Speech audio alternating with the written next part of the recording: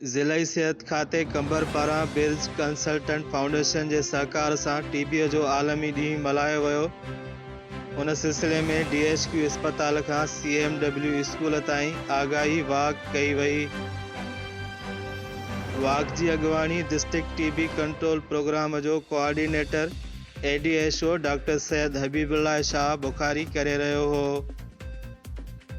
उन मौके ते टीबी कंट्रोल प्रोग्राम जो regional director Syed Waqas Ahmed Shah, focal person Syed Nadeem Hussain Shah, MS doctor Saeed Ahmed Tunio, doctor Abu Bakar, CMW school जी principal doctor Razia Sultana, doctor Mohammad Soomar Khoso, सरसो PPSI ऐं कॉन्टेज इंटरनेशनल जा नुमाइंदा पिण मौजूद हुआ।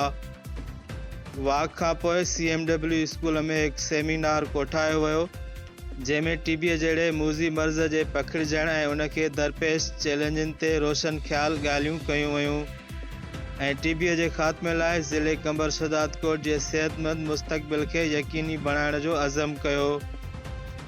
आख़िर में कंबर शदादकोट ज़िले जे health education officer doctor Iqbal Yousuf तक़रीब खे कामयाब कराइण ते मुंतज़मीन जा थोरा मञा ऐं समूरनि शिरकत कंदड़नि जो शुक्रियो अदा कयो।